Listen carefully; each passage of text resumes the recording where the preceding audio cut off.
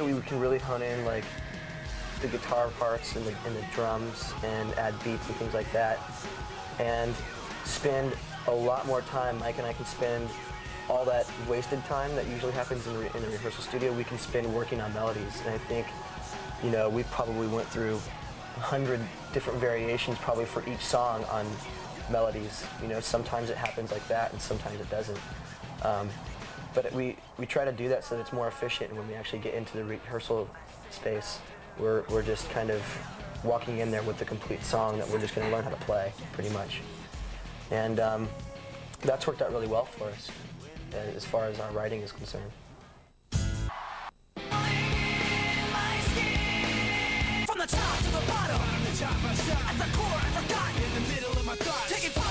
Oh, my hair. Well, I have phases. We've actually kind of figured out that I actually have almost like a sickening kind of pattern. It's almost obsessive compulsive in a way. I go through these phases where I shave my head like you see it now, and then it grows out.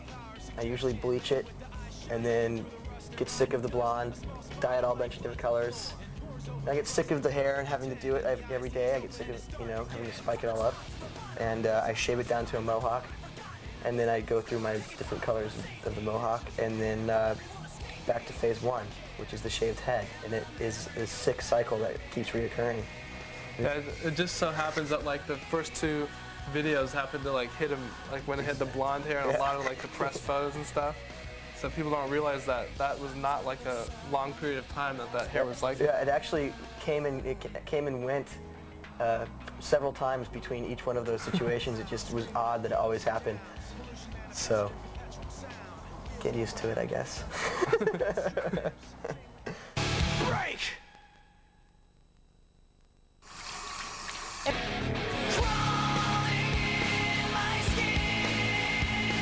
What's up, everyone? I'm Chester. And this is Rob from Linkin Park. And you can catch us all week on MTV Homebase.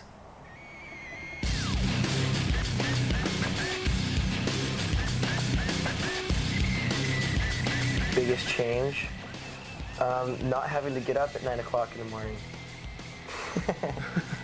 Every day. You know, that was like, before I joined this group, well, even, you know, when I actually joined all the way up until we started touring and we made this record, you know, I worked very hard, and you know, back in Phoenix, I maintained a job that I worked 45 to 50 hours a week, and on top of that, putting in about an additional 30 to 40 hours a week with my music and trying to maintain a relationship was pretty much what I was used to. And then now kind of almost having not a lot more free time, but just a lot more time to like enjoy what I'm doing and enjoy all the different aspects of what's happening in my life is the biggest change, I think, for me.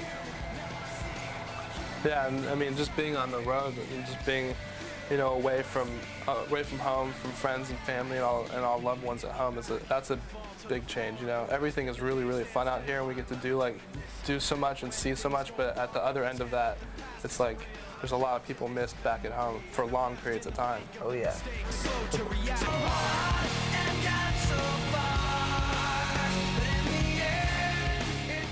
Ooh. I think like old. We'll be old. We will be. No, like a band, like the way we've always been, like from when we first started, we kind of like grew up as a band like on the internet and talking to a lot of our fans. And so even before we even got to go out on a tour, we already had like some kind of contact and a relationship with our fans.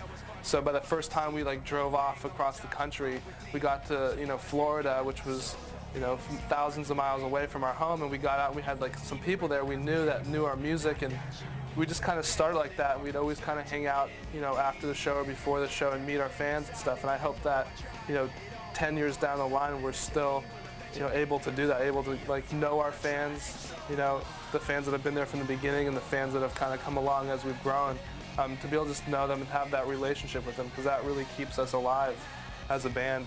Yeah, I think that'd be really cool to actually like come back and see the same kid that was, you know, in New York at the Conan O'Brien show, the first, you know, whatever, hanging out, and 20 years down the line, you know, still be able to know them and like have like a relationship with them. That's like really, I think that kind of also sets us apart from a lot of different acts, is the fact that we really do spend a lot of time with our fans, and they almost are kind of like shocked when we come back to the town and we remember them.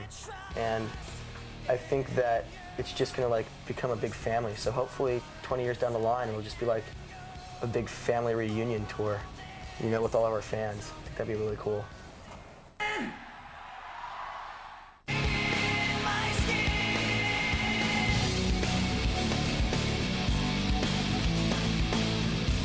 Well, we're staying at the...